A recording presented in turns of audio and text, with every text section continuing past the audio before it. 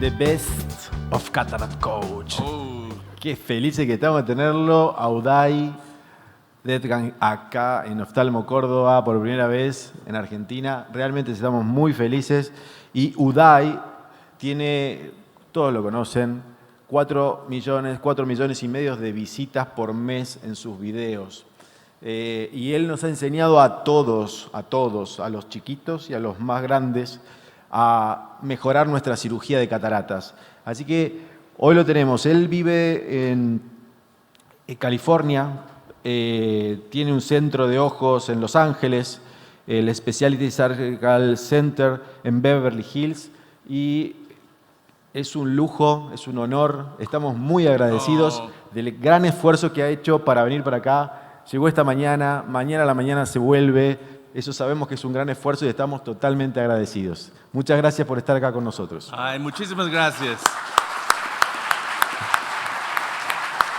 Okay. Estoy listo por el video, por favor. Y la única regla es que no podemos detener el video ni retroceder. Okay? Let's go. Número 1, traumatic cataract with segmental zyno loss. Look carefully. And so this is audience interactive. A lot of questions coming up. What do you notice in this, going on in this trauma case? Right? Yeah, a lot. How much? 1 clock hour, 2, 3? Casi la mitad, no? So what's your next step? Viscoelastic, trypan, triamcinolone, something else, or cry, or llorar? Panel, what you gonna do? Triamcinolone. Yeah, triamcinolone? And how much? Not too much. That's important. Why not trypan blue dye now? ¿Por qué no trypan blue? Because trypan blue is going to go to the vitreous. We are going to lose the read reflex. Exactly. And then the viscoelastic and the other side, la otra side. I put trypan blue. So, I don't care about con microphone. Microphone. I use usually trypan blue. If the vitreous is stained, it's easy to resolve. It's not a big issue for me. If I put first triamcinolone and then trypan blue, probably is worse for me in my hands. But I'm a strange man. Yeah, the important part is you can't tell how much vitreous there is until you put it. So here you put triamcinolone, but quite a bit, and you can see there's a lot of vitreous prolapse here. A lot of vitreous there. So, but remember, the vitreous was holding the lens nucleus also. So as you take out the vitreous, the nucleus is más para atrás. It goes back. You gotta be careful here. And now you can see there's such a big gap, at least 6 clock hours of zonular loss. So now at this point, okay, we do more vitrectomy, now viscoelastic. For the trypan, I agree with you, a little bit, and you can paint it on, rub it on, little bit. If you put too much, it's gonna go in the vitreous cavity for sure. And then we'll get a rhexis done. Now, what's your advice for getting the rhexis? Who wants to help me with making the rhexis? Because sometimes it's tough. Neto, you get a microphone, but time is running. Yes. Do not make the rhexis too large because it's very possible that you want to put a CTR on it. Yes, very true. So definitely CTR. So here's the nucleus. Should you put in something like a capsule hook while you stabilize it? How do you want to do phaco? Or you want to bring it up out of the bag? How will you do the phaco? So you can see here the wrinkles in the capsule. How do you say las arrugas en la cápsula? Yes, arrugas. Yeah, so yeah. Flip it. Who wants to, how will you remove the nucleus? Who says divide and conquer, chop, flip it out of the bag? What you want to do? Go up to the bag. In the bag? And then here, how will you stabilize the bag? You want to use hooks, capsule hooks, CTR, segment, more viscoelastic. How will you stabilize the bag for phaco? Iris hook or capsule hooks? Capsule hooks. Hooks. Hooks. How many? 1 hook, 2 hooks, 3 hooks? Maybe 3. 2, 3? Okay. Maybe 3. Yes. If I can centrate the nucleus with 2, or maybe I need 1 more in the middle. So more hooks sometimes better. You can also put a segment in, right? Yes. And then put the hook in the eyelet of the segment. Yeah. If you don't have capsule hooks, can you use iris hooks? Yeah. That's good enough. Yes. It Suficiente? works. Yeah. It's enough. Yes, I use it. The first time that I made there is put a trocar. Oh, interesting. Put a chopper. A trocar. The first. Oh, trocar. Yes. Yeah, so It's necessary. here this is a resident who's going to put in first capsular tension segment. And then we don't have any capsule hooks, so then you're going to use just an iris hook in the eyelid. So center it up here, and there's the one iris hook here. And now we can get good support. But you can see there's still more vitreous prolapse. You'll have to clean that up too. So, okay, now it looks better. Now you can remove the nucleus however you want. When will you put in a capsular tension ring? Now? Later? Wait? Take out cortex first or put in CTR first? Yes, as late as you can, but as soon as you need it. Yeah. Usually that's the thinking. So here, putting it in, look at all the triamcinolone in the vitreous. This is triamcinolone in anterior hyaloid face. So that's why you have to put very little triamcinolone. Don't put too much. And when you put the CTR, don't get it stuck on the segment. So what's the IOL choice here? What will you do? Single piece in the bag, 3-piece in the bag, 3-piece sulcus, 3-piece haptic sulcus optic capture, or Yamane. Sacar toda la cápsula bag, la bolsa capsular, y puedo poner a Yamane. No? Maybe a 3-piece in the bag. Yeah, 3-piece is helpful because you have more options in the future to fix it, to suture it. Single piece. Single piece is easy, right? Noe, what do you think? If you have a normal, the rest of the Yes. the capsular bag, I put a 3-piece in the bag. In 3-piece in the bag. Yeah, this patient had one trauma. It was golpe en el ojo, con what do you say, puño, because he was talking too much. His wife got very mad at him. So now let's take a look. So here, you're going to put just single piece in the bag. Because you have this half of the bag is normal, the other half has the capsular segment, and how will you fixate the segment? So here, the resident's going to do a little scleral groove, half depth, and then using a hollow bore needle, and the other side is going to be Gore-Tex. The Gore-Tex needle is coming curved, but you can make it straight. This is CV8. This Gore-Tex is meant for cardiovascular surgery, not for the eye, but we use it here. And we could pull one end through, and that's with the eyelet. Make sure the eyelet is above the capsular rexus edge, above the anterior lens capsule. And then you can do the other end of the suture also, the same way, and then using that hollow bore needle to help guide it out, we can push through there. And then when you tie this, remember, Gore-Tex is slippery. You have to tie it really nicely, otherwise it's going to unravel. So when you pull it through, your goal is to get the IOL centered, but don't over tighten it. Don't pull too hard. So there we go. Get it correct. Make sure that eyelet's above the capsule. Pull the suture through, and then you can tie it here. There we go. And then once you tie the suture here, you can rotate the knot and bury the knot. Remember, don't just leave this under the conjunctiva because it can erode through the conjunctiva. Gore-Tex is very strong. So once it's tied here, this was a slip knot. Once it's locked down, rotate the knot inside the eye. And then this patient can have a pretty nice outcome here. This case took the resident a total of almost 1 hour. And so the video is obviously very highly edited. And then at the end here, close the conjunctiva, close the main incision. Looks like a nice result. The triamcinolone will go away, absorb in about a month. And the end of the case here, you could put some myocall, make the pupil down. It looks pretty good. Patient's happy. Now, what do you do on this side? 19 millimeter axial length, AC depth 2 millimeters. What are you going to do in this case? So here's a tiny hyperopic eye, the one I hate the most. This is difficult. What's your advice for me to get this case done, right? These are much more difficult cases. Panel, what do you think? Professor Escaf, what you do here? Un ojo muy chiquito. Operar con mucho cuidado, ¿no? Ya, es no muy fácil. Usar manitol previamente. Ya. También ponerle una peribulbar si está acostumbrado a usar tópica, prefiero peribulbar o general. Yeah, for sure.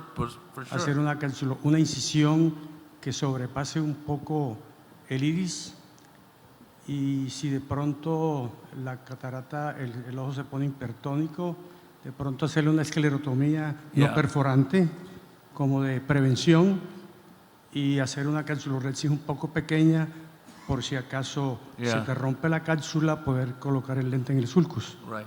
Good idea. Well, how will you take out the nucleus? Divide and conquer, stop and chop, vertical chop, flip it out, bowl it out. ¿Qué edad tiene el paciente? ¿Qué técnica de cirugía? No, ¿qué edad Yeah. tiene? How old? 65. 65. It's good nuclear density. I normally like chop. I love chop. Okay. But in a case like this, I may do stop and chop and make the sculpt the groove double wide. So that when I break the nucleus in half, I don't want 50% and 50%, I want 40% and 40%. So if I make a wider groove, then I can debulk the nucleus. Probar si el núcleo es duro o semiduro, Yeah, hacer una divide and conquer, pero con un pre-chopper. right. Luckily, this one is no muy duro. So we'll do a little higher dissection here, but even though I love chop, or neto style, wedge chop, perfect. But in here, I just want to make more room. Anterior chamber is only 2 millimeters. I feel it's very crowded. So once it's rotating here, now I'll make the groove double wide. So more viscoelastic.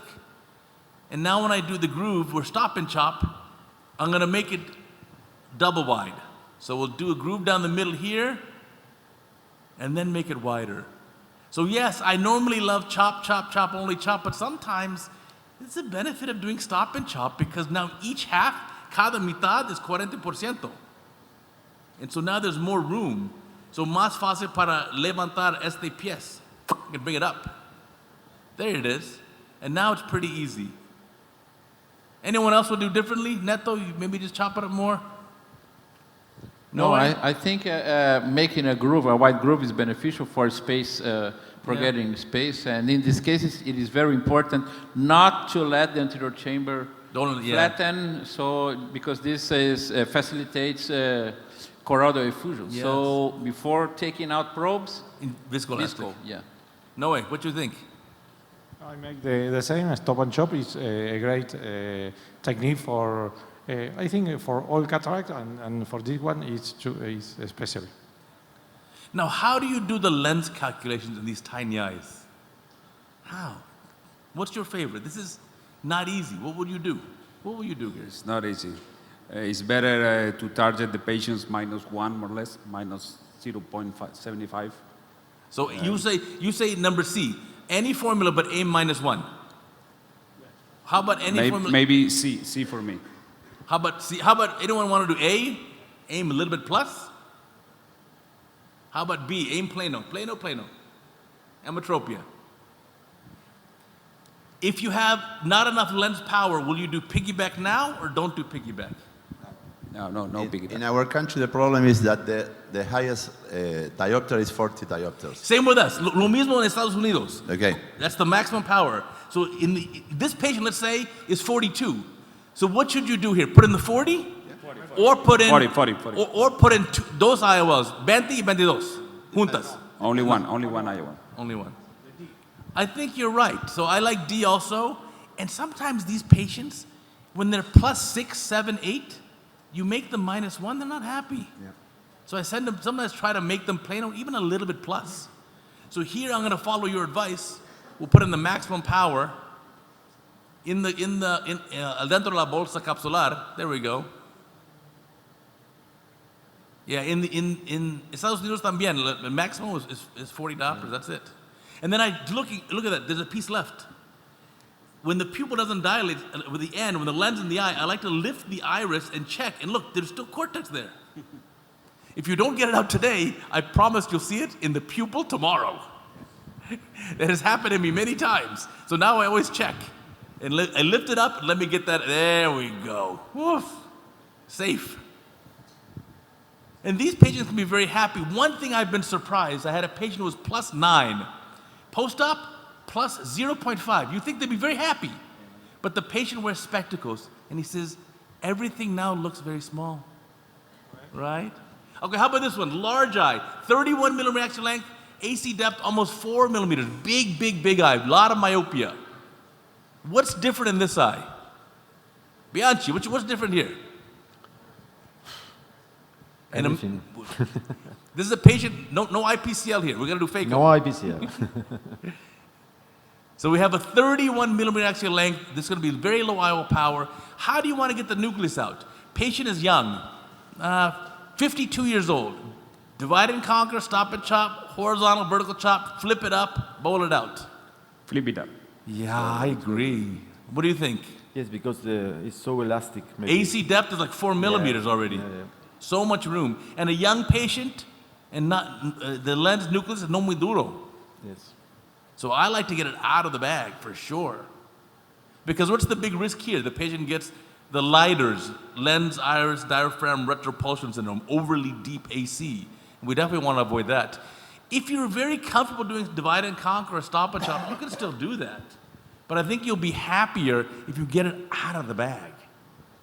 Because in a case like this, the last thing you want with a 31 millimeter axial length is to hit the posterior capsule. And then for sure you're going to have a retinal detachment. So in this case, let me show you. I like to just get it out of the bag. So hydro dissect, there it is, up, up, up, up, up. And you saw I also use forceps like Neto does with marks at 2.5 and 5 millimeters, so I know the rexus size. And then here we go. This comes out easy. This is very soft. And then when I get the last piece out, the video sped up, don't worry, I didn't have that much coffee. I put the chopper here to protect the bag, just to make sure the bag's gonna be safe.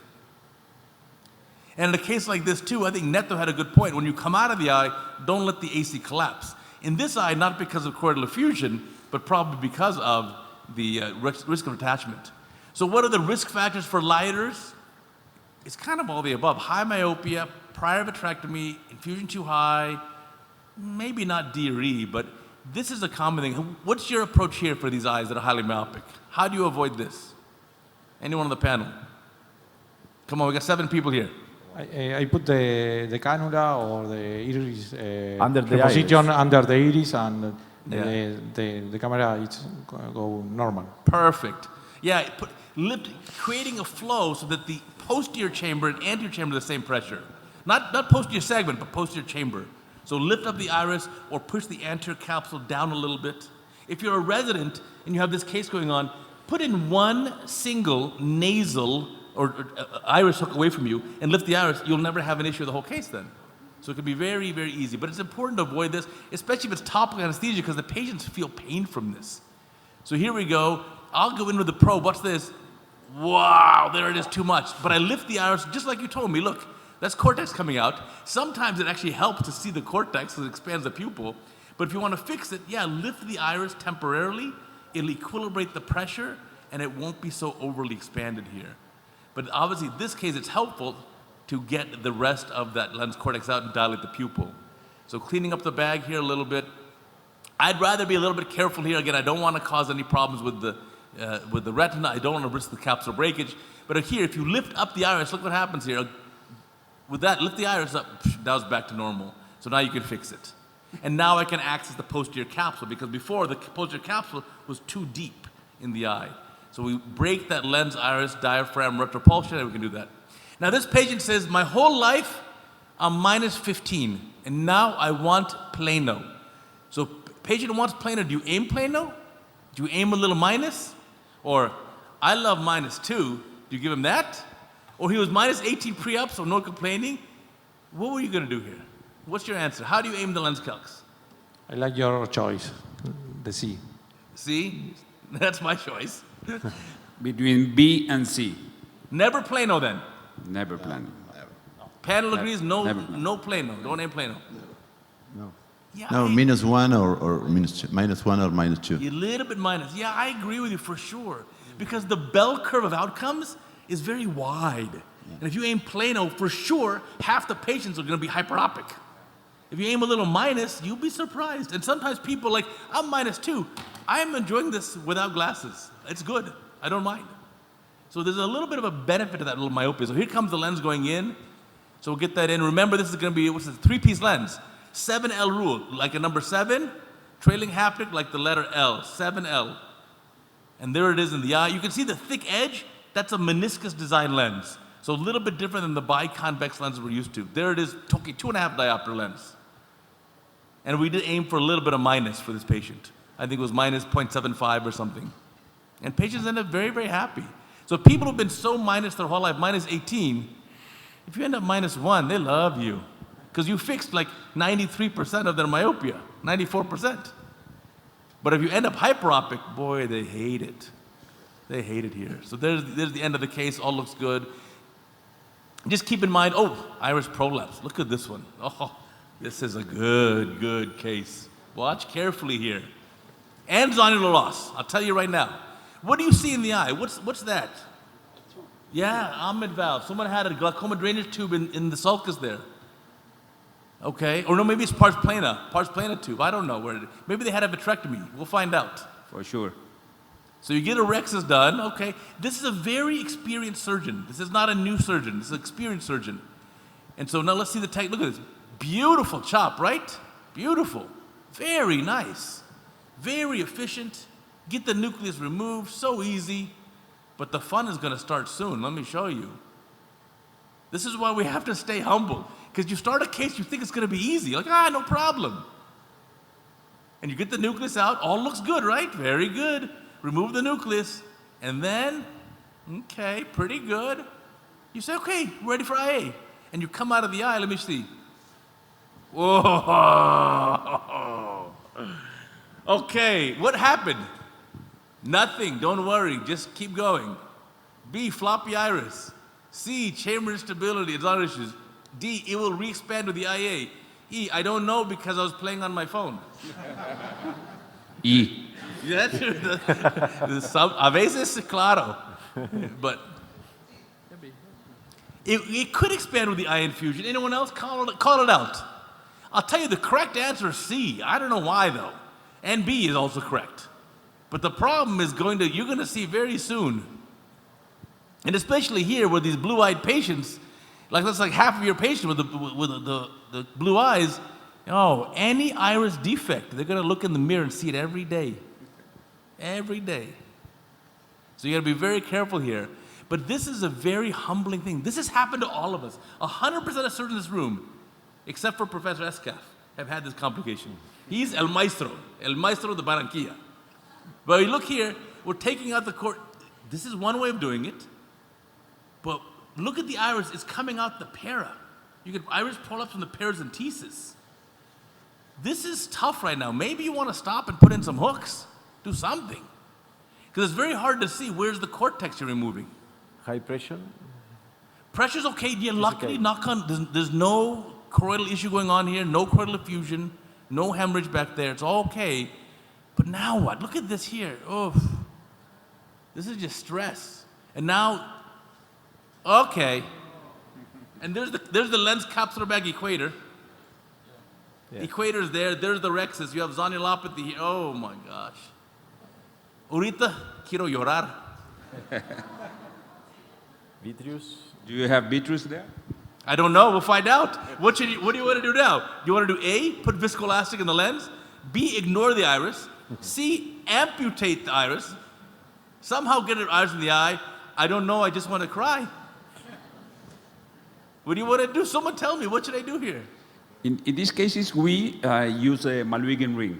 In these cases. Is it too late to put the Malvigin in right now? Maybe, but we prefer not to use iris hooks, except if we are going to put it sub-incisional. Oh. But we prefer a Malvigin ring. I think a Malvigin ring would have been good earlier. Something is happening behind the capsula. I put a trocar, I make a little vitrectomy, because something is pushed. The vitreous probably. It's an hydration of the vitreous or something, but something is pushed. I make a little bit vitrectomy, I put viscoelastic, and then I think I'm using or something. Good idea. I like the idea. That's good. And maybe triamcinolone in anterior chamber also. Yeah, so here's hooks. Destroy. And then here comes CTR, because there is zonular loss here. So getting the CTR in, okay, it looks a little bit better. A case like this will take at least 1 week off of your life. Or more. Or more. And here at the end, now what? Oh my God. It's not too bad. Maybe take out this hook here. Would you put a suture in? 10 nylon? Yeah, suture. Oh yeah, 100%, for sure. I don't want to see this tomorrow. If you don't put the suture in now, you're going to see iris prolapse in the morning. It's not too bad, actually, overall. Not too bad at all. Okay, now let's talk about this. A soft posterior subcapsular cataract. What's going to be your technique here? So there's the patient here, like posterior subcapsular, maybe 50 years old, using systemic steroids for asthma, and inhaled steroids and nasal steroids. So we'll get the rexes done. What do you notice there? What's that? Why? Why is it wrinkled? Yeah, for sure. For sure. So we'll get the rexes done. And then remember, young patient, only 50 years old. And for the young, 50 is still young, I promise. Now, how do you want to do this one? Divide and conquer, stop and chop, bowl it out, prolapse it. I can chop anything. No phaco probe, just use the IA probe. Escaf pre-chop. Okay. How do you want to do? I think that the best technique is the one that the surgeon always do or have more facilities to do. So I think that it's not a case to change your technique that you better know. I think that's smart. If you're used to doing a certain way, stick with your good skill set. Yes, for sure. In this soft cataract, also I like to do the more weight. Wide groove. Yes. Yeah. And after that, I take both like a book. Oh, bring each half. Yes. Cada mitad. Yes. All right. I agree with you there. So do what makes you happy here. Just be very careful because the patient's so young. So I'm going to get it out of the bag. You know me. I like it up, up, up. And then this is 50-year-old patient. So I can emulsify this quickly. For this case, I'm almost as good as Neto. Look, see?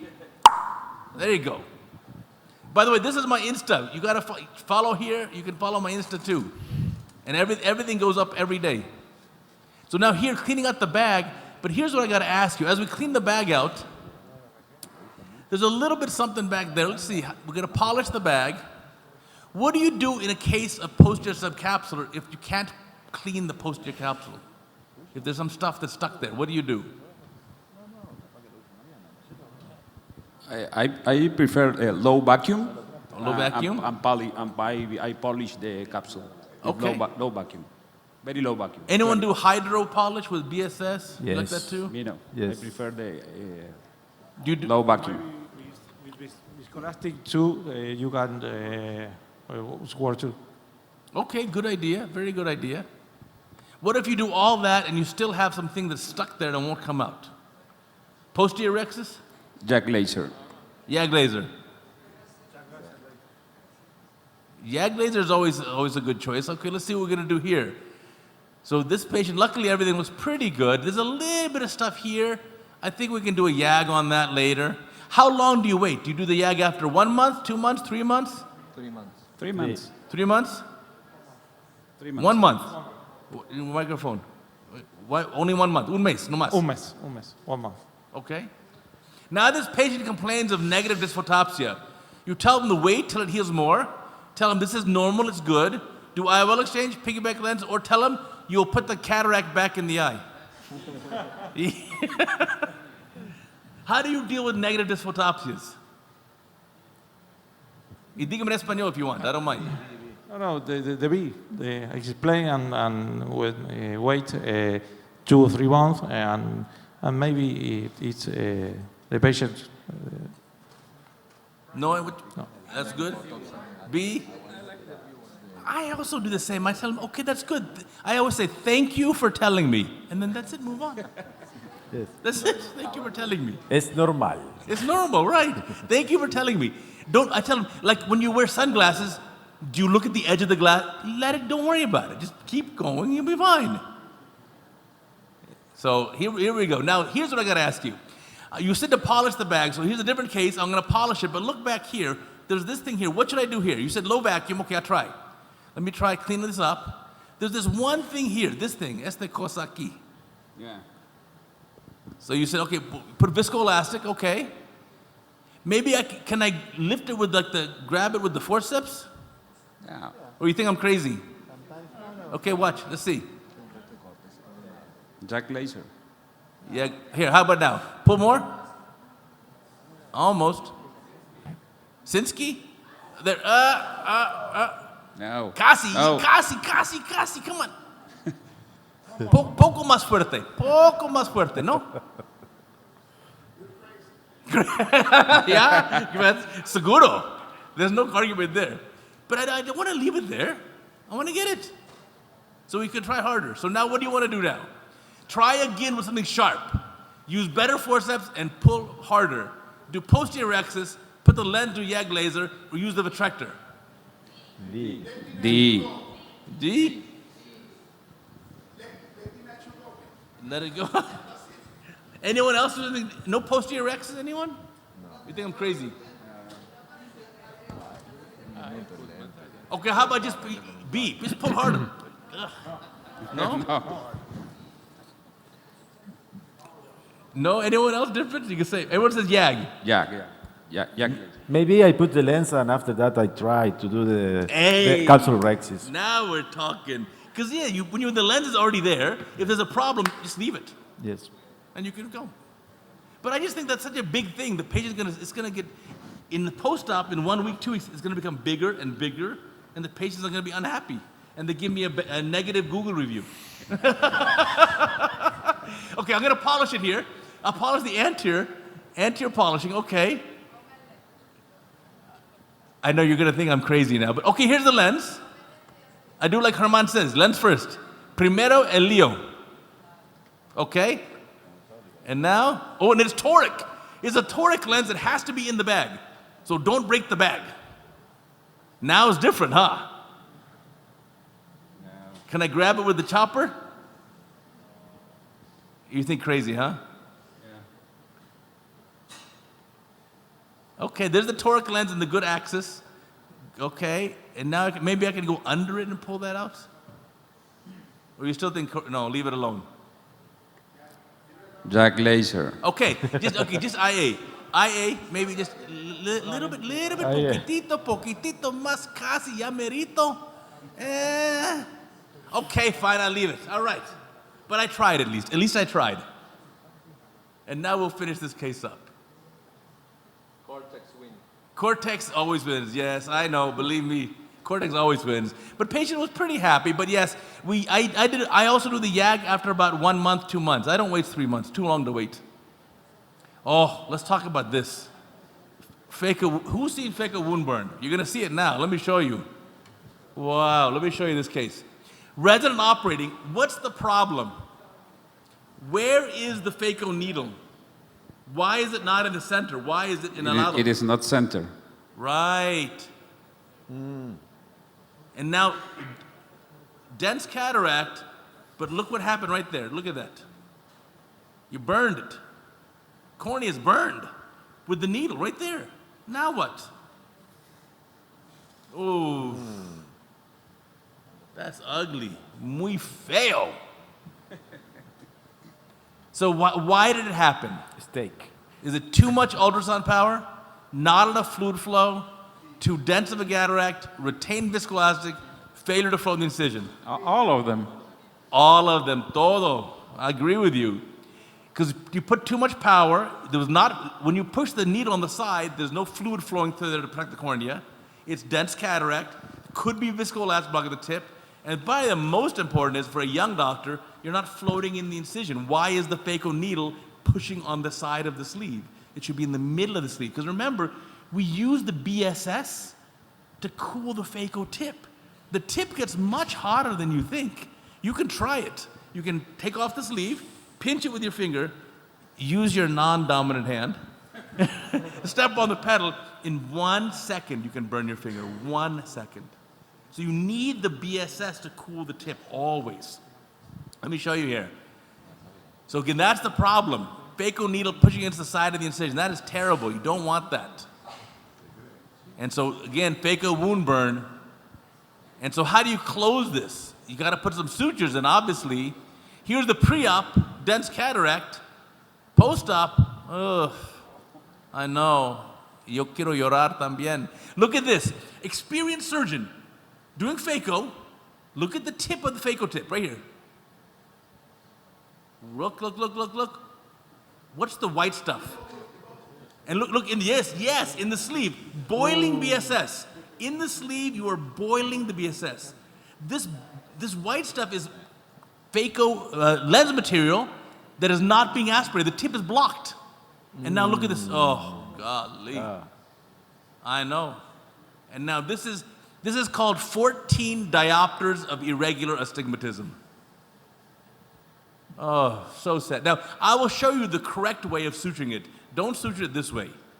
You may need 1 or 2 radial sutures, but yes, Noe says you've got to have a horizontal suture to bring the roof of the incision down to the floor. So, again, try this. Get your phaco tip, take off the sleeve, step on the pedal. You tell me what happens. You say, ow! And you cook the cornea. The cornea is just protein like this egg. So how should you close it? Yes, you can do some radial, but you really want this one. B is what you want. C, you could also bring conjunctiva over it. You could use glue, but it's not permanent. I would not call a glaucoma and convert to a trab. Where's the glaucoma specialist? This is not a good trab. No, you don't want to do that. Would you make a new, like when it happens, suture the incision to make another incision to continue the case because you will have so much fluid egress? So yes, exactly right, Neto. So if you're doing it and you see the phaco wound burn, you have to suture it, but then you have to make a new incision because the burned incision will leak too much. You'll have chamber instability. You'll break the capsule. It's a lot of problems. You got to make a new incision for sure. Great point. And then even on that one, suture your second incision too, just to be sure. You don't need any troubles here. So yeah, let's see what we do here. Here's another case. Operating, where's the phaco needle? Same problem, la misma problema. Now look.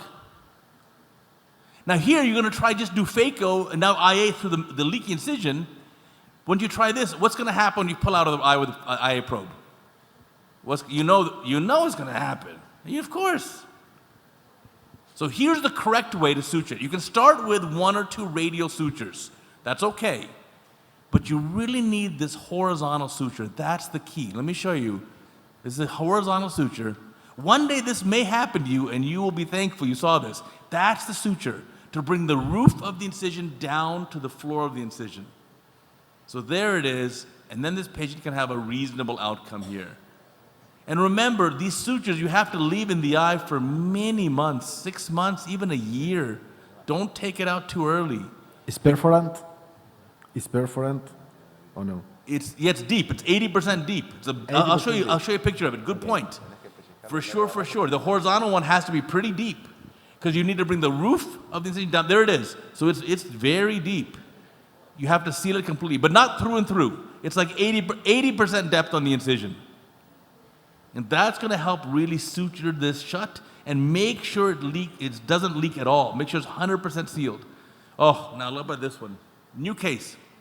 By the way, we're missing our audio. It's supposed to go, da-na-na, cataractcoach.com.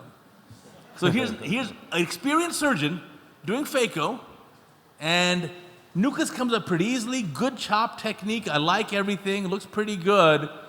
And then nucleus, again, pretty good. Last bit of nucleus comes out, and now there's an epinuclear shell here, and he wants to do Neto style and no IA probe, just phaco.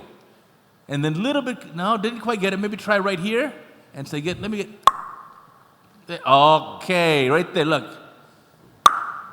Okay. Now what? Not a big deal, don't worry, proceed with the case. B, pull the probe out of the eye immediately. C, keep the probe in the eye and inject OVD. D, put in triamcinolone. E, stop and cry a little bit. C. Why don't you want to pull the probe out of the eye? ¿Por qué no sacar el probe? Because the vitreous is going to be in the anterior chamber.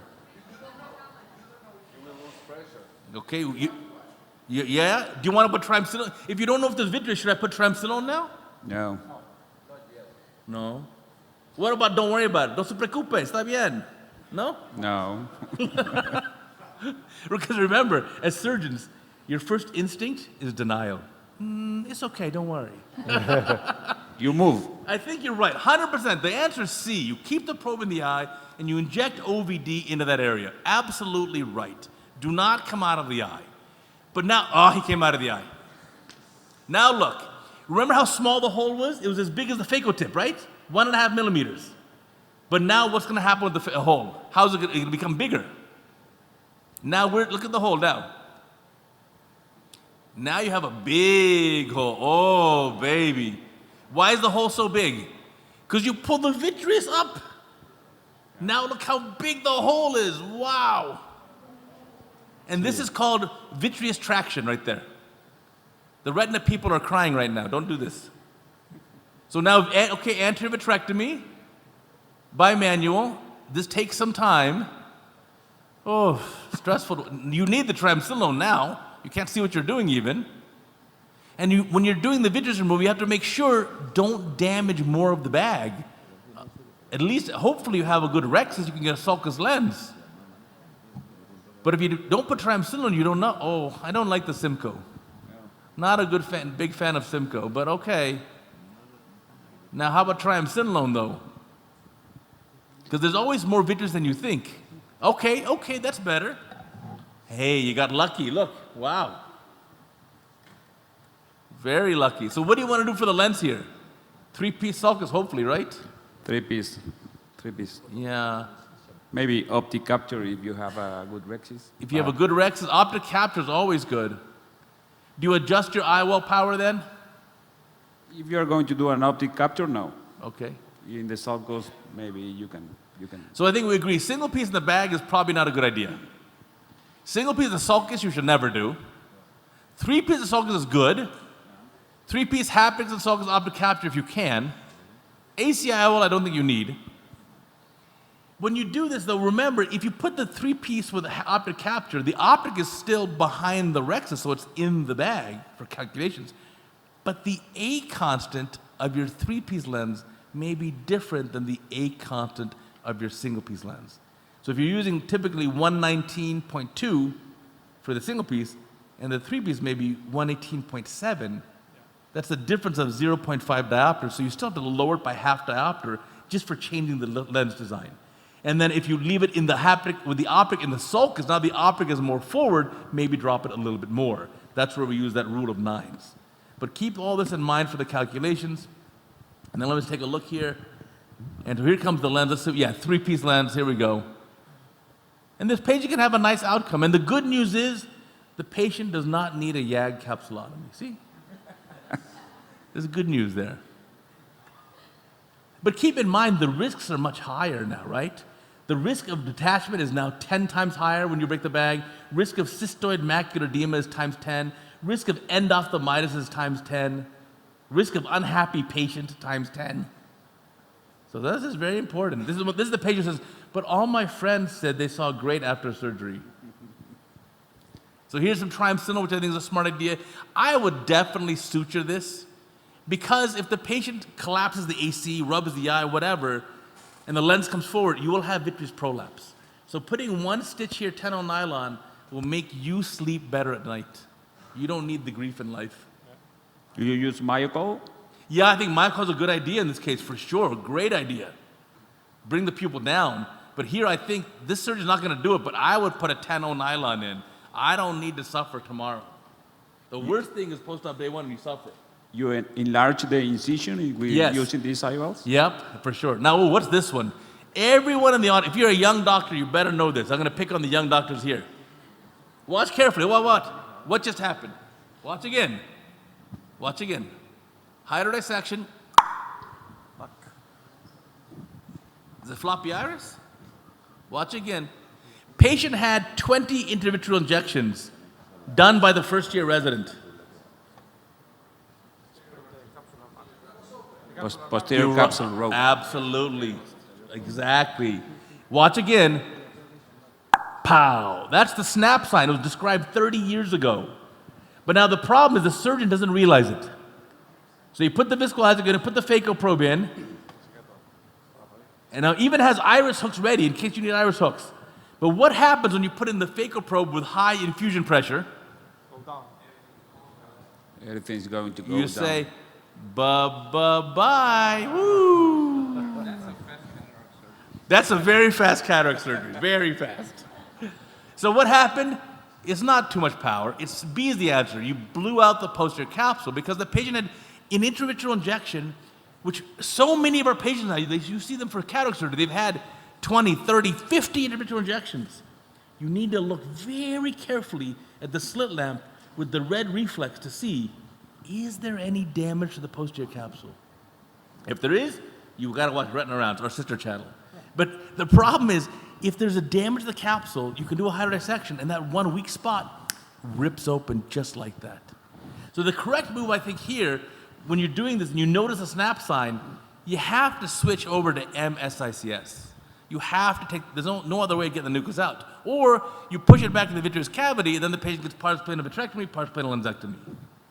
But there's no other way of doing this. When that happens, you can't phaco it anymore. It's done. Phaco's done. Let's talk about this briefly, how to do a good anterior vitrectomy. Because can I agree, everyone on the panel here, we've all done anterior vitrectomy. We've all dropped the nucleus. I've dropped it for sure. I put my drop nucleus on Cataract Coach. You can watch it. There's no harm in doing it. It happens. It's okay. So here, the key is don't use the main incision, do bimanual, but look, you put the triamcinolone, and look, there's a lot, look at the vitreous here. Oh, a lot of vitreous right there. So you got to be able to choose the appropriate vitrectomy settings. Don't ask me simple questions when you can answer it yourself on Cataract Coach.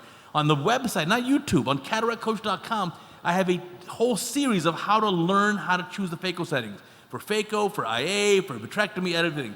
But look how much vitreous is here. What's your guys' pros, the panel? And how do you proceed with good anterior vitrectomy here? No way.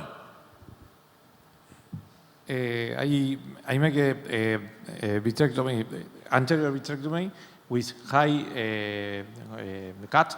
Yes, high cut rate. High cut, it's for no traction the vitreous, and the infusion, it's low. Low infusion. Low infusion, high cut rate is so important because you'll put less traction on the vitreous. Anyone else, any good advice for us? Posterior vitrectomy. Yeah. With a trocar. Trocars. Yes. Yeah. If you're comfortable, pars plana trocar. Tell me about that. No, because it's the best way to pull the vitreous back down. Yes. And the other option is put an anterior vitrectomy, but in the middle of the eye, not in the anterior chamber. And you push the vitreous again. You understand? That's a great point. Because if you're in the anterior chamber with a vitrector, you're pulling vitreous up in the anterior chamber. If you put a pars plana, you're pulling the vitreous back down the vitreous cavity. Or if you put it in the anterior chamber, but you aim it deep in the middle of the bag, you'll keep it down. That's smart. Very smart idea. Remember to have it set to cut first and then aspirate.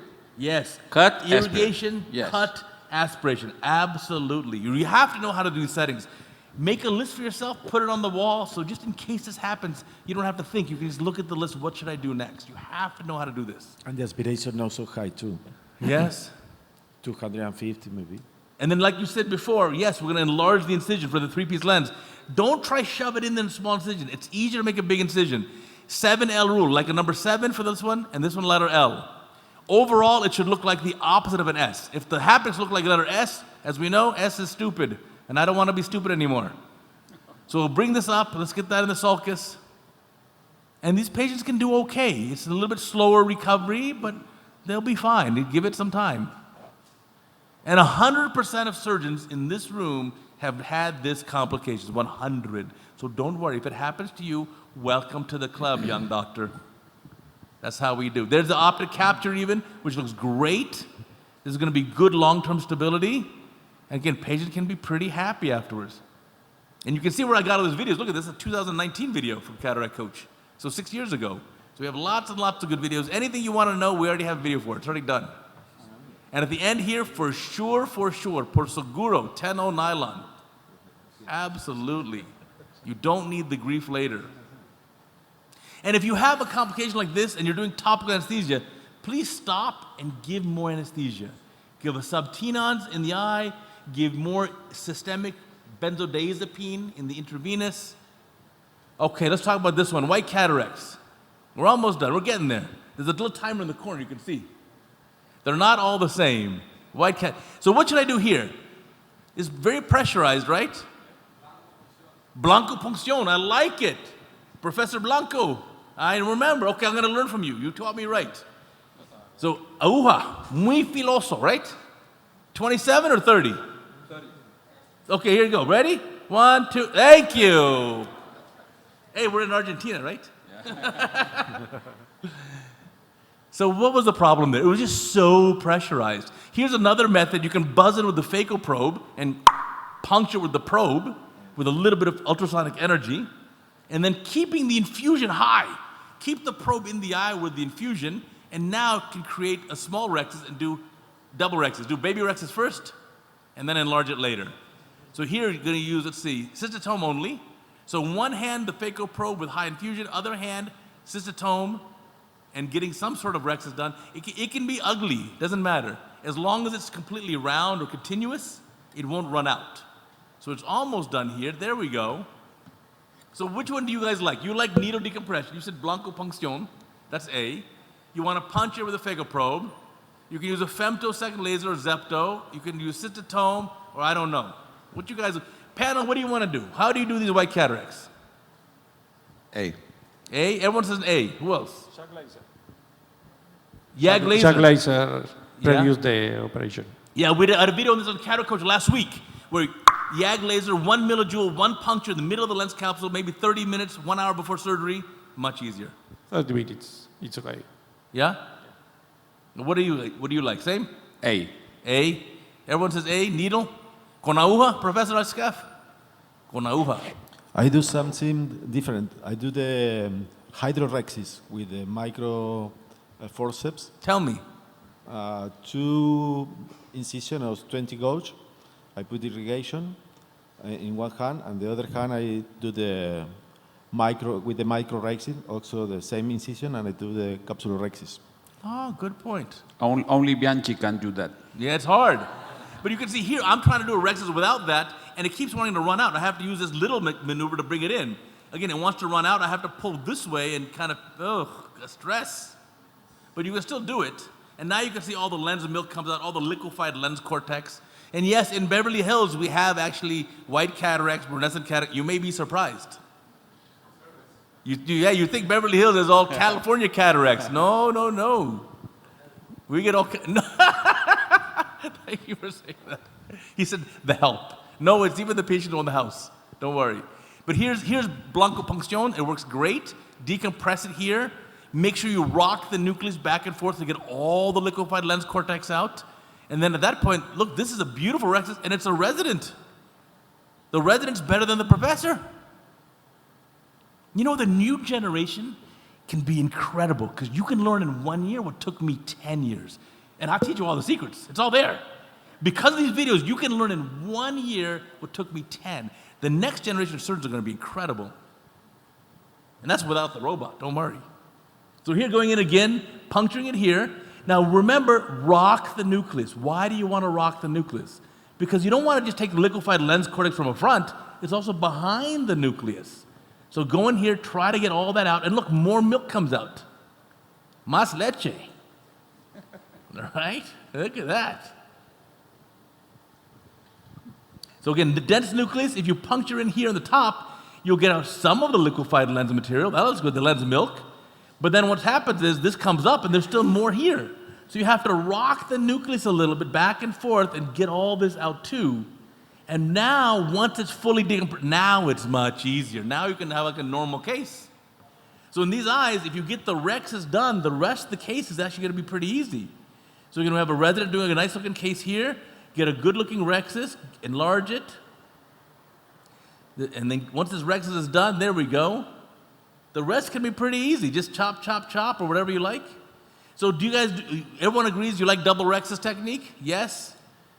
No, I don't need it. No, I like regular rexes. And is capsular rexes with one R or two? I don't know. So, again, your favorite technique was blanco punction also? Blanco punción, yeah. I don't use the double rexes. You don't need to after that. No. If I suspect that it's a highly pressurized eye, I do the blanco punción and aspirate. But if it's like a suspicious and I don't think, it doesn't appear to be a too pressurized lens, I do the double rexis technique. Yes. Or you can also do spiral. Start small, and if there's a problem, just finish. And then if not, okay, bigger, you can do that too, right? No way? I like to make the double rexis because I start small and then go bigger, like that makes technical. What will you do in this one? In this one, you got a fibrotic lens capsule. How will you fix this one? Cut it with scissors? Yeah. It's micro scissors. Micro scissors. That's how. Here we're just using cystotome. I use the diathermia of the earthly machine to make the capsular rexis.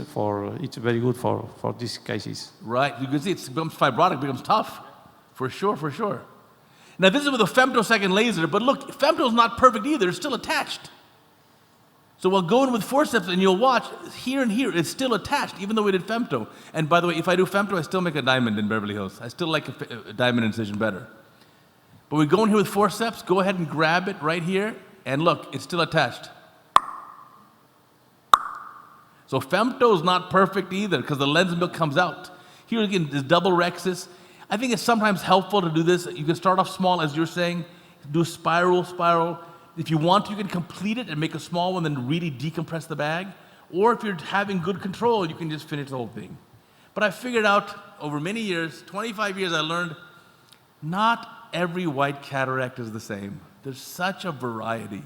There's a whole spectrum. Sometimes it can be easy, sometimes it can be hard. And sometimes it's hard to just predict. But here's one rexis done, and now we've got a resident doing this, make the incision, and now you can really decompress a lot because you have a strong single baby rexis here. So a little more viscoelastic if you want, and now if it's good, now you can continue it. You don't have to do anything else. But very similar ideas. But I think I've learned over the years, there just is no such thing as a routine white cataract. Everyone's a little bit different. But luckily, these are the happiest patients. Because this is casi milagro. You went from totally blind to like normal vision. Even if you get a sulcus lens, you're going to be happy. I don't mind. And then finally, here's one where this is a lot of milk. Sometimes you get one that's almost Morgagnian, and you go inside there, and there's just more and more and more milk. It's like, this is like a cow. The milk never stops. Right? And we continue it. It's just, you can't even see.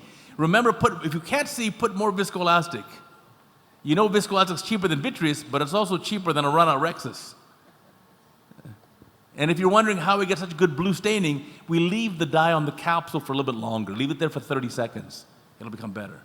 And then here, finally, at the end, you can just chop it.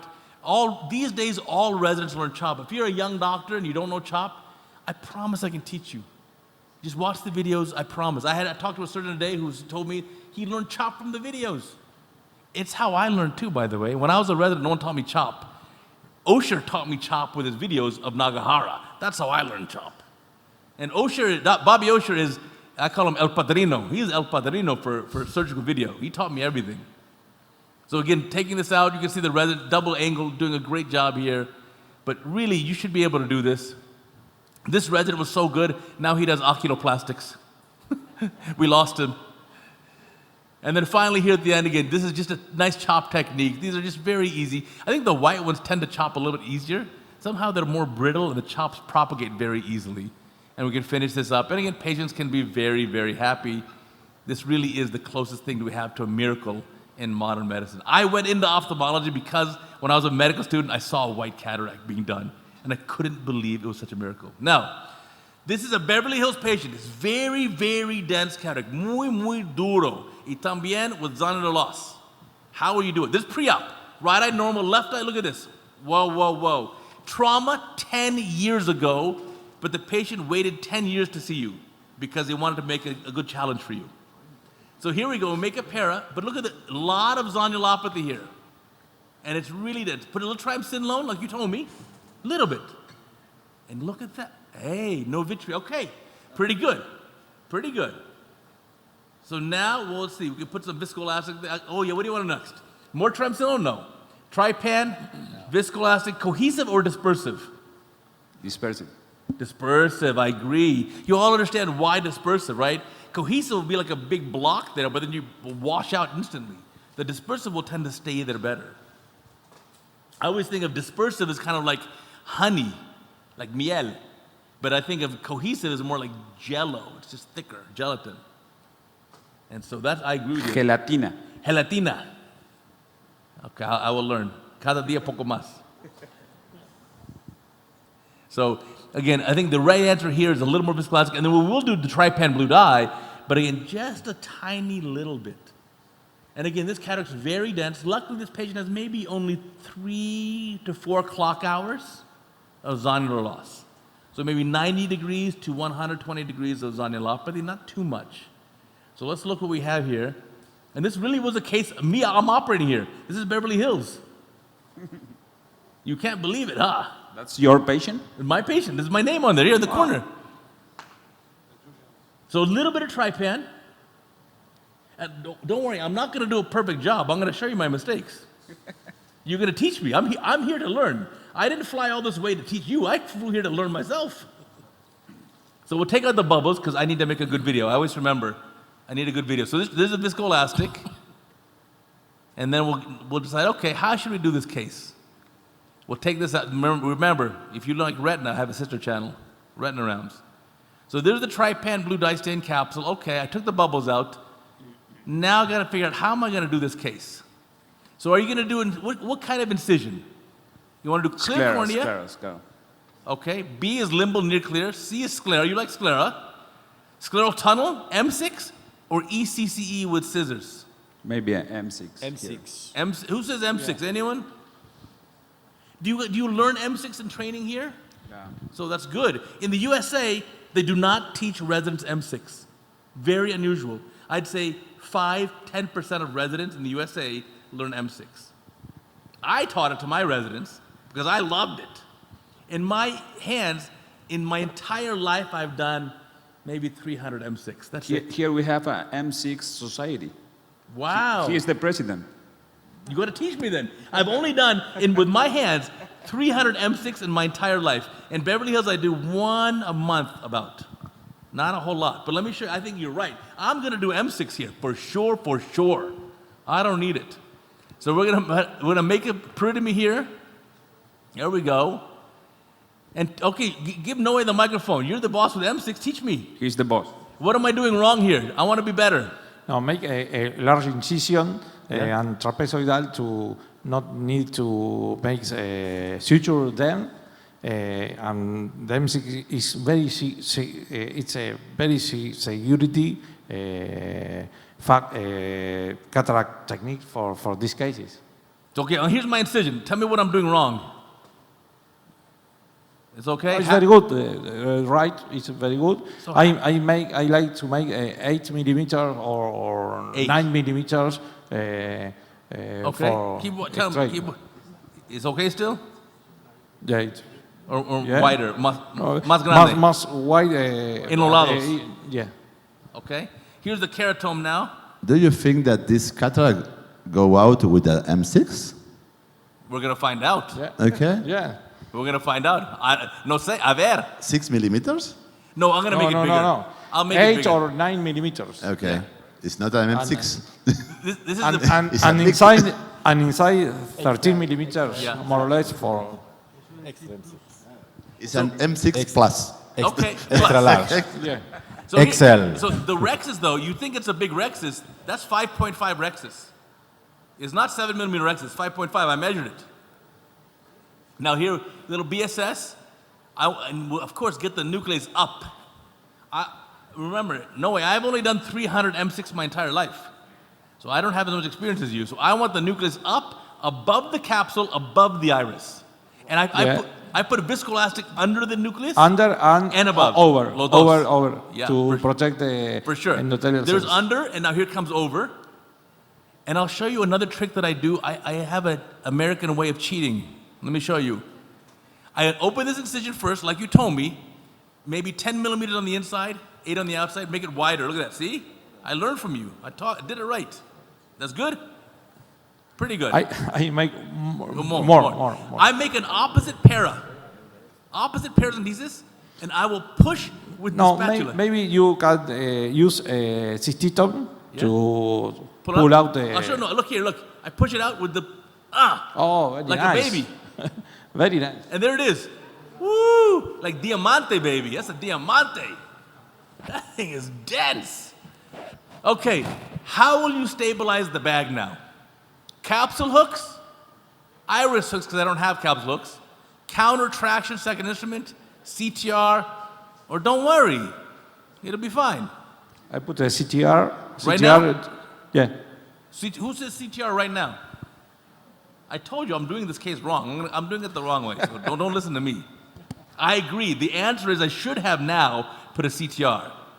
But sometimes I'm not that smart. Everyone else agree CTR then? Or you could put a capsule hook in now, temporarily. It's just more work. You could still do that. But sometimes, you're doing these cases, sometimes my brain doesn't always work. Would you say something? I'm just thinking, let's just try. Maybe I can use my chopper in the other hand to hold the iris back, or do bimanual. The ear gauge can hold the edge of the rexus. I don't know. I'm just going to try. Let's try. See what we have. So bimanual, okay. And look, the incision's good. It doesn't leak. Even with bimanual, there's no leakage. So I'll clean up the easy cortex first. This part I'm still worried about. I don't know what to do there. But I want the cortex out. All right. Clean it up pretty good. Change hands. Oh boy. There it is now. Changing hands. I think maybe it would have been better to put viscoelastic to viscodissect the cortex and then the CTR. Because now that I'm doing this, now look, oh man, now I'll finally put the viscoelastic, and now let's put a CTR. I put a CTR this way. I like to use the Sinsky hook in the leading eyelet, put it right in there, and I like to deliver it this way. I think it's just easy. Just, you guide it wherever you want it, and then let go of both, boom, boom, in the bag, en la bolsa. But here's the problem now, ready? After all the crazy stuff I did, what am I going to find? You know what's going to look. No? Maybe a little more triamcinolone. Okay, right there, that one. Eesh. You were right. I should have put the CTR in first. I think it would have been better. So now let's go remove this. Now I can do a little bit of vitrectomy and take that little bit of, not a lot, a little bit of vitreous here. I don't think I need to do a pars plana for this. I just do just a tiny bit, and that's kind of all I need. And then I got to think, how am I going to put a lens in the eye? What would you guys do for the lens here? You want a single piece in the bag? I put the 3 PCL. So B in the sulcus, or you want optic capture? In the bag, optic capture. 3 pieces in the bag. In the bag. You don't want to do Yamane? With the optic in the size of the dialysis. I do the same thing. So I'm going to do C. You're not going to like me, but I'm doing C. I want to do 3 pieces with haptics in the sulcus, 90 degrees away from the dialysis, and then I want to do optic capture. If you put the 3 piece in the bag, yes, I guess you could use towards the area of zonulopathy, because then it acts as an additional support. But you already have the CTR in. I just think it'll be really great long term if I put this 90 degrees away. The CTR will prevent any capsular phimosis. The optic will prevent any anterior rexus phimosis. So I think it'll be okay. That's what I chose in this case. That's why I'm presenting to you. Maybe you give me a different experience. So here comes the lens now. No need for injector. You got a big incision. So put that in there. Someone put a comment on my video that maybe I should use an injector so I don't have any of the outside tear film contaminating the IOL. Maybe. So once it's in the eye, I'm going to put a little more viscoelastic here, and I want to rotate it about 90 degrees. I want the haptics on the side. There we go. And then this haptic, we can just use a Sinsky hook or chopper and bring that in too. And then optic capture it. And I think it should be okay. There you go. And this patient ends up pretty happy. Now, don't have as much experience as you, so I'm going to suture the main incision. I'm going to put in 3 sutures. It's not for the patient, it's for me, so I can sleep at night and not worry. But I think it's only 3 sutures, it's not a big deal. And then it's easier. Always suture? Because when I learned this... I put one X. One X suture? Yeah.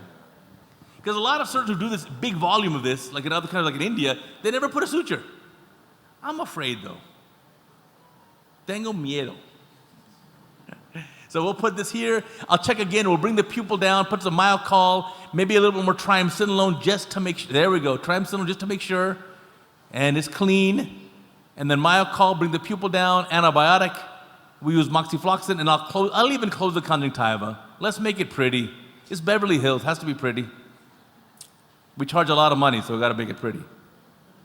And then I just check just to be sure. I want to make sure there's no leaks, anything. It looks good. Whew. Post-op day 1, the cornea is pretty clear. Yeah. Patient's happy. Fun case. Okay, these next 2 cases are going to be amazing. I need your help here.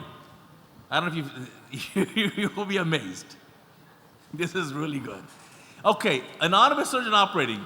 Soft cataract, young patient. So soft, the whole nucleus, you just wash it out with BSS. Look, just BSS, done. Okay, easy. Easy. Clean up the bag with the IA probe. And now we're going to put the lens in. There's another advertisement. There we go. And now we'll get the lens in the eye. Surgeon, it's a young patient. Surgeon wants to make sure the incision is small. So there's a small incision there. So fill the bag. Going to put a single piece of acrylic lens in the bag, which is pretty good. Here it comes. Empuje más fuerte. Now what?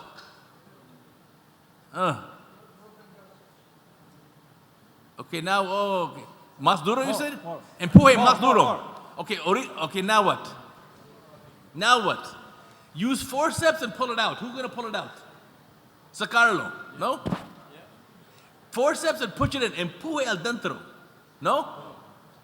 Enlarge the incision. I could use like the 15-degree blade and go to the side of the incision and then cut towards the main. You can open it, right? If you have more than half the optic inside, go in. If you have less than half the optic inside, go out. Interesting. How about this? Could you? It's like a taco. Can I pull one haptic out of the fold to make room and then push it in? Who says that? Yeah, maybe. Or I don't know, I'm still thinking. I don't know what the answer is. You tell me. I'm stressed out just by watching it. I think I'd rather enlarge the incision, put the blade on the side and just cut towards the main incision and make it a little bit bigger. Let's see what the surgeon does. You tell me, is this half in or half out? You tell me. More? Maybe you have to go out. Pull it out. Go out. But you know, sometimes as surgeons, we get stuck in our mind and we can't stop. Sometimes we just can't stop. So now we're going to put more viscoelastic, pressurize the eye a little bit. Okay.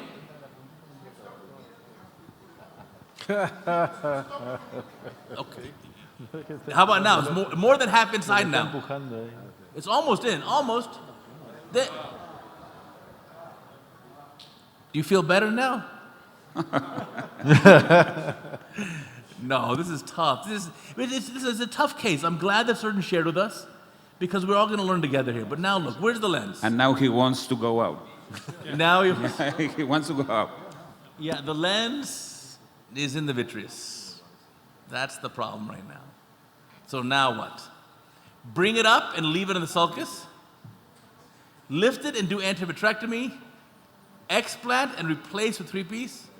Explant, antivitrectomy, then 3-piece. D. E, yo quiero llorar. D and E.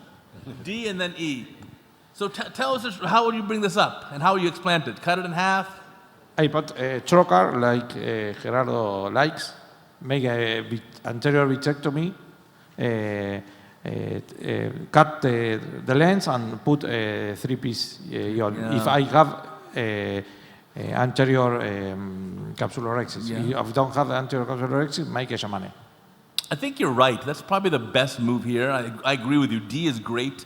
Explant it, do a good antivitrectomy, 3-piece lens, and luckily there is a good rexus, so you can even opt to capture it, and it's going to be okay. But obviously, it's a very stressful case. I think the important thing here is we have to just sometimes stop. When we're stuck, and stop and think, and not keep going and going. It's okay to stop and think, because now look, now you're going to enlarge the incision anyway. Maybe you should have made the incision bigger at the beginning. So okay, enlarging the incision now, really enlarging the incision, very big. Now it's 4 millimeters. And now to get the lens out, how will you do it? Cut it, twist it, anything? Twist? I like twist. Yeah. You guys cut it? He's just going to pull, yep, and there. Oh boy, now we got to do the vitrectomy. So this is very, very stressful. So we'll get the vitrectomy done. And then you're right, the 3-piece lens is going to be the best option here. Now again, the important lesson that we can learn here is, in general, corneas don't stretch. If the incision is too tight, just make it bigger to begin with. If the lens is stuck, I think you're right. At the beginning, you should have just pulled it back out. Less harm there. Even if you have to throw that lens away, get a new lens or refold or reinsert it, whatever. Okay. What do you think was the initial error when the surgeon couldn't get the IOL inside? It may have been a higher dioptric power lens, and the surgeon's not used to that. And then maybe adult corneas, 70-year-old cornea acts differently than 15-year-old corneas. Maybe there was some issue there, I'm not sure. But clearly when they went to put the lens in and the eye was pushed away so much, clearly it was too small of an incision. So now here's a 3-piece lens going in the sulcus. So haptics in the sulcus, optic capture, and the patient can do okay. Yeah. Germán, what do you think? A lot to learn. But I think the important point is we've all been there. We've all had a case where we kept doing the same thing, and we should have just stopped and think. So I don't blame the surgeon. We've all made mistakes where we think, God, I should not have done that. Remember, the difference between a mistake and a lesson is you learn from the lesson. So let this be a lesson, right? When you have a complication, make sure you record the video. Watch the video. Ask your colleagues, what was the lesson here? What could I learn from this? And then you'll be okay. And then, of course, here, suture it. And a good surgeon learns with his or her mistakes, but an excellent surgeon learns from other surgeons' mistakes. Right. So that's opportunity to learn. Yeah, 100%. All of us. For sure. Then that's why I said the next generation, you guys know already. You can learn so much. It's why I do 5 minutes a day, or Instagram even less. All right, here, now this one. This is not lens cortex. This is the last case, then we're done. Then we'll have a cocktail reception, right? Oh, by the way, again, you can follow all my stuff is here before we finish. But let me show you this case. First one is, this is a couple different little small cases. And I want to show you some of this is me operating. There's my name in the corner. It was me. I'm going to be doing something wrong here. Let me show you. So I'll get out the cortex. And yes, I like to record all my cases because you never know when something good happens. And then I don't save them all, but sometimes I will. Save a good one. So here we go, clean out the cortex, and I'm going to go over here. Let's see, that looks all pretty good. And all right, it's reasonable. A lot of sticky cortex. For some reason, this patient had a cortical cataract, very sticky cortex, and I grab here, and I think that's a pretty red reflex. So again, what's happening? Where's the young doctors? What am I doing right here? What's that? Well, there's no Zanios right about here to here. 2 o'clock to 3 o'clock, there's no Zanios anymore. So what did I do wrong? I'm grabbing the capsule, not the cortex, right? You're thinking, well, cataract coach is not that good. I don't know if I should watch his videos. So how bad is the Zanio loss? It's bad. Do I need a CTR? No. It's bad. Why did you pull out of the AC, which I did? It's okay, deny that it happened. It's fine, but you need a CTR. Or it's fine, but just finish the case. What will you do? E. Everyone thinks it's okay. Yeah. It's no muy mal. No muy mal. Anyone put a CTR in? CTR? Listen, if you're a resident though, and you're doing your training, and you only did one CTR, maybe you could do another. Okay to learn. I think there's no harm in putting a CTR in, but I think for an experienced surgeon, there may be really no benefit in this case. It's only one small clock hour. It's really going to be pretty insignificant. And so I wouldn't worry about it here. I think I agree with E. You can just proceed with this case, finish the case normally. Everything should be just fine. It's not that big of a deal. Yeah. If you decide to continue normally, you prefer to take the cortex away from the dialysis, or you go with all the cortex, the first thing go to where the dialysis is? I do the dialysis last. Okay. I do all the normal part first. Let me do the easy one first. And pull tangentially. Yes, and pull tangentially, like Neto says. Don't pull radially. So here, I'll put the lens in. Here comes the lens. Looks like single piece acrylic lens in the bag. Nice and easy. And if it's not toric, you can put the one haptic in this area also for a little bit extra support. So that one haptic can support that area. There we go. That looks pretty good.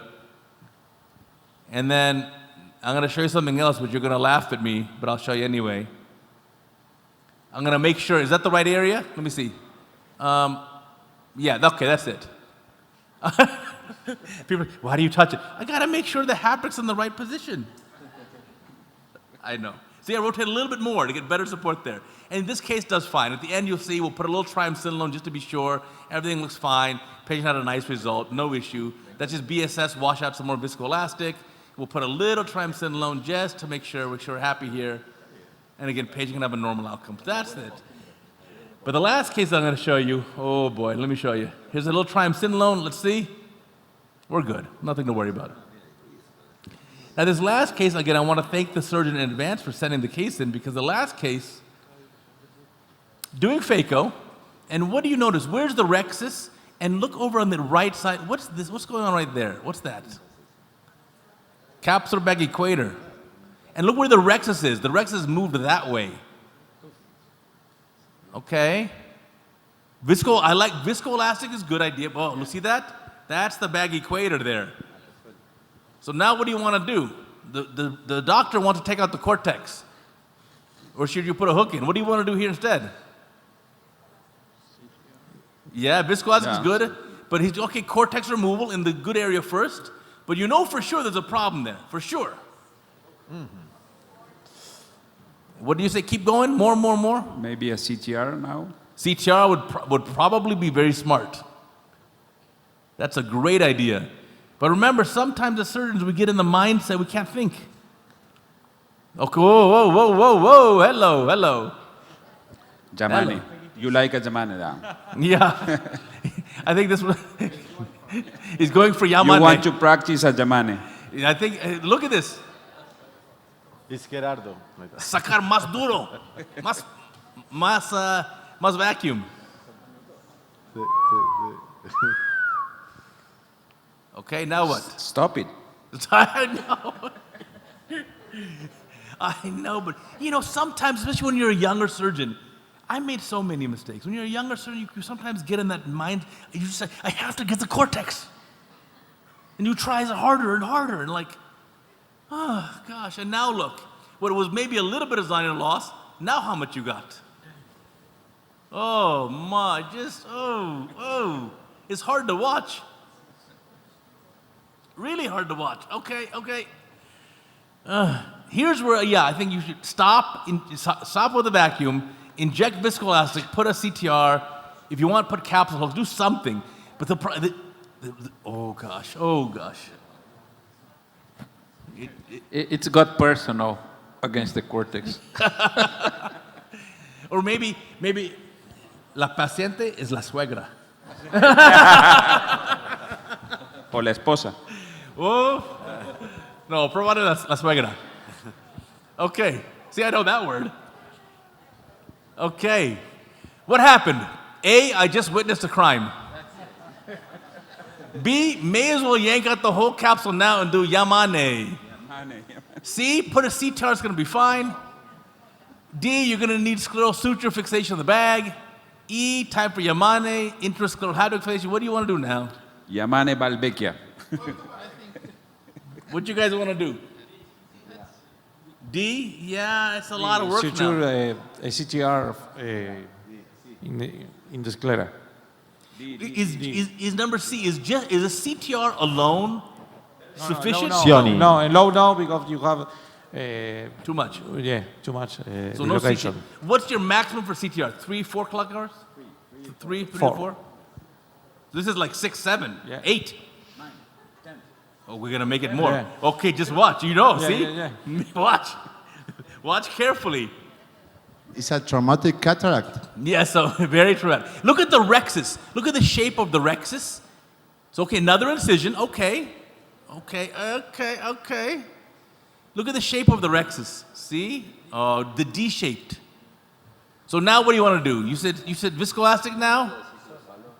CTR? Hooks? Segment? Suture segment? Okay. Okay. This doctor says, no, you're wrong. You need Simcoe. Look, this doctor's going to do Simcoe. Better? Why? Mejor? ¿Por qué? ¿Ahorita contento? Oh, but look, all the cortex is gone. Good job. No más cortex. Okay, now what? Llorar. Oh boy, this is tough. Now, what if you're a young doctor and you're not comfortable doing Yamane, you're not comfortable doing sutured in lens, sutured, what do you want to do now? Don't put the IOL and make the solution in a second surgery. Do a second surgery. Yeah. Yeah. That's you know what? That's very reasonable. So here at the end, putting in some viscoelastic, and if you're not comfortable, that's okay. We say you can share the love and the liability with a colleague. Get some help. Find a colleague who has some gray hair, and give them, say, I have a present for you. A CTR. Tengo regalo por usted. All right. So IOL placement, CTR. I think CTR and single piece in the bag is not enough. CTR with optic capture is not enough. CTR and suture segment ring IOL in the bag does work. I like that, works. Yeah. You could do D, sclerofixated IOL like Yamane. And then E, yeah, I think this is a good choice. If you're a young doctor and not comfortable, just leave them aphakic for now. Because we also didn't check for vitreous, by the way. With all that manipulation, there's probably some vitreous. So it's okay to leave aphakic. Everyone agree? Yeah. Yes. It's okay, less stress. If you don't have the CTR of the segment or the 3 Prisiol, it's the best choice. Leave aphakic and then. And when do you come back? You can't come back after 3 months, right? It's too late. The bag will become contracted. 1 week, 2. What's the maximum? 2 weeks. 2 weeks. 2 weeks. Yeah, I think 1 or 2 weeks would be great. I'd say, yeah, less than a month, because the bag will contract and get fibrosis, and then you're done. But if it's within 1 or 2 weeks, I think you're okay. So here again, they put a little viscoelastic. You can see a lot of zonulopathy here. Maybe some more BSS in the eye. There may be vitreous prolapse. And here's post-op day 1, aphakic. And again, this patient can be okay. Almost done. Casi terminamos. So there we go. There's the bag, and the patient's going to be okay. A little bit of wrinkling, decimate fold in the cornea. Then the senior doctor can help them in the next 1 week or 2 weeks, and the patient can be okay. So really not that big of a deal. It's okay to share the love, get some help with some colleagues. I don't mind that at all. I think that's a good idea. And you'll find plenty of colleagues in the community who are happy to help you. You don't have to suffer. Any other comments here, guys? And we have another session tomorrow. Tomorrow is all good cases, all new cases, early tomorrow morning. And then tomorrow after my talk, got to go back home. I got to work. Well, almost. Casi. Here's showing the post-op, which is here. And there we go. Now we're done. Well, thank you guys. I appreciate it. Thank you to the panel. Thank you.